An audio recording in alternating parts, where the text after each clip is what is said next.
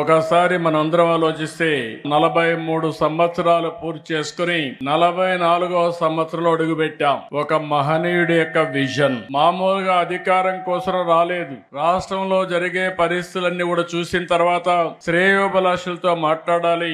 40 సంవత్సరాలుగా నన్ను ఆదరించారు, తిరిగి వాళ్ళ రుణం తీర్చుకోవాలని ఒక్క ఆలోచనతో ఎమ్మెల్యే క్వార్టర్లో ఒక్క మీటింగ్ పెడితే ఆ మీటింగ్ తో ఆయన అక్కడికి వస్తున్నాడంటే ఒక ప్రభంజనంగా ప్రజలందరూ ఇక్కడికి వస్తే ఆ ఎమోషన్ లో ఈ రాష్ట్రం కోసం పుట్టిన పార్టీ తెలుగుదేశం పార్టీ, అది కూడా ఎమ్మెల్యే క్వార్టర్స్ లో ఒక ఆవేశంలో పుట్టింది. ఒక ఆదర్శం కోసం పుట్టిన పార్టీ తెలుగుదేశం పార్టీ. అదే ఒక సంచలనం, అదే ఒక శక ఆరంభం, అదే ఈ రాష్ట్రానికి ఒక చారిత్రక అవసరంగా మారే పరిస్థితి వచ్చింది. అలాంటి మహనీయుడు పెట్టిన స్ఫూర్తి మనందరిలో ఉంది. ప్రపంచ చరిత్రలో ఇప్పుడు కూడా ఎవ్వరూ ఈ రికార్డు బ్రేక్ చేయలేరు. పార్టీ పెట్టి 9 నెలల్లో అధికారం వచ్చిన ఏకైక పార్టీ ప్రపంచంలో తెలుగుదేశం పార్టీ.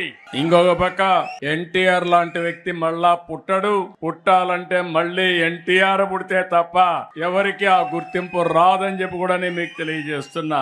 అంతవరకు రాజకీయాలు చూస్తే ఒక పరిపాలన, పెత్తందారి వ్యవస్థ. మామూలుగా ఎమ్మెల్యేలంటే అందులో షెడ్యూల్ కులాలంటే చదువు రాని వాళ్ళ పెట్టి ఎక్కడికక్కడ పెత్తనం చేసే రోజులవి. మొట్టమొదటిసారిగా ఎన్టీ రామారావు గారు వచ్చిన తర్వాత చదువుకున్న వారిని రాజకీయాల్లోకి తెచ్చిన ఏకైక నాయకుడు నందమూరి తారక రామారావు గారు అని చెప్పి మీకు విజ్ఞప్తి చేస్తున్నా.